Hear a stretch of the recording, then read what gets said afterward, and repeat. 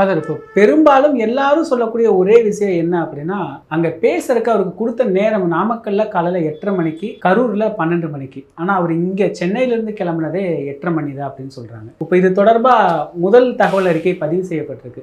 அதுல கூட விஜய் வேண்டுமென்றே காலதாமதமாக கூட்டத்தை சேர்த்துவதற்கு வந்தாரு. அதே மாதிரி அந்த விஜய் கட்சியுடைய புஷி ஆனந்த் அவர் வந்து காவல்துறை சொல்றதை கேட்கல அப்படிங்கிறதா பதிவு செஞ்சிருக்கிறாங்க.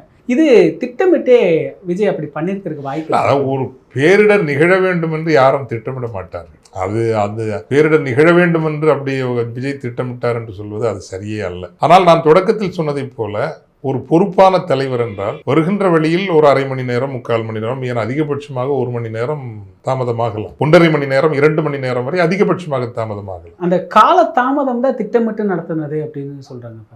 அப்படி நான் நினைக்கல, வேணும்னே இன்னைக்கு. ஆனால் பொதுவாக கூட்டம் திரளட்டும், திரண்ட பிறகு வரலாம் என்கின்ற ஒரு எண்ணம் பொதுவாக அரசியல் தலைவர்களுக்கு இருப்பது உண்டு. அதை எந்த வகையிலும் ஏற்றுக்கொள்ள முடியாது. அதுவும் இளைஞர்கள், குழந்தைகள் இவர்களோடு வந்து ஒரு 6 மணி நேரம் 7 மணி நேரம் ஒரு இடத்தில் காக்க வைப்பது என்பது இன்னைக்கு அது ஏற்றுக்கொள்ளத்தக்கதே அல்ல. இணைய வழியிலேயே நீங்கள் எத்தனை பேர் அட்ரஸ் பண்ண முடியும், அல்லது நான் சொன்னதை போல பெரிய வெளியில் அட்ரஸ் பண்ண முடியும்.